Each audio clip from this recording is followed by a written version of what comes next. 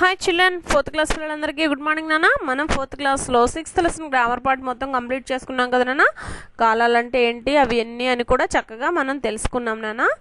ఇప్పుడు దీపావళి లెసన్లో ఉన్న క్వశ్చన్ అండ్ ఆన్సర్స్, క్రింది ప్రశ్నలకు జవాబులు రాయండి. క్వశ్చన్ అండ్ ఆన్సర్స్ని మనం ఈరోజు నేర్చుకుందాం నాన్న. ఫస్ట్ క్వశ్చన్ చూడండి, దీపావళి పండుగ ఎప్పుడు వస్తుంది? దీపావళి పండుగ ఎప్పుడు వస్తుంది? మనం ఈరోజు ఈ క్వశ్చన్ అడిగితే కనుక రేపు వస్తుంది అని ఆన్సర్ చెప్తాం నాన్న, ఎందుకంటే రేపే దీపావళి కనుక. ఓకేనా? దీపావళి పండుగ ప్రతి సంవత్సరం ఎప్పుడు వస్తుందో మనం ఈరోజు తెలుసుకుందాం. చూడండి, దీపావళి పండుగ ప్రతి సంవత్సరం ఆశ్వయుజ బహుళ అమావాస్య నాడు వస్తుంది. ప్రతి సంవత్సరం కూడా ఆశ్వయుజ బహుళ అమావాస్య రోజున దీపావళి పండుగ వస్తుంది. సెకండ్ క్వశ్చన్ చూడండి, ఈ పండుగను దీపావళి అని ఎందుకు అంటారు? ఈ పండుగను దీపావళి అనే ఎందుకు అంటారు?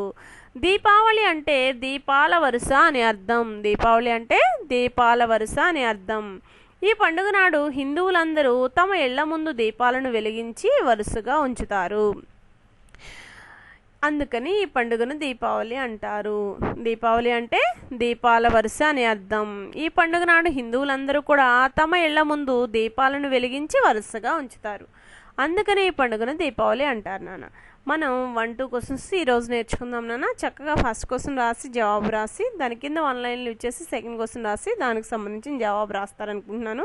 మనకు కరెక్ట్గా దీపావళి పండుగ వచ్చే టైంకే దీపావళి లెసన్ వచ్చింది నాన్న. మనం లెసన్ చక్కగా తెలుసుకున్నాం దీపావళి అంటే ఏంటి అనేది. మీ ఇంట్లో వాళ్ళకి కూడా మీరు దీపావళి ఎలా వచ్చింది, ఎందుకు మనం దీపావళిని జరుపుకుంటున్నాం అనేది చెప్పొచ్చు నాన్న.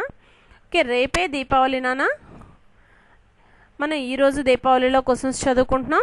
ఇంకొక విషయం ఏంటంటే రేపు చిల్డ్రన్స్ డే నాన్న. రేపు చిల్డ్రన్స్ డే కూడా. అందరికీ happy children's day and happy Deepavali నాన్న. అందరూ కూడా ఆనందంగా దీపావళిని చిల్డ్రన్స్ డేని కూడా జరుపుకుంటారని అనుకుంటూ ఈ వీడియోని ఎండ్ చేస్తున్నానమ్మా.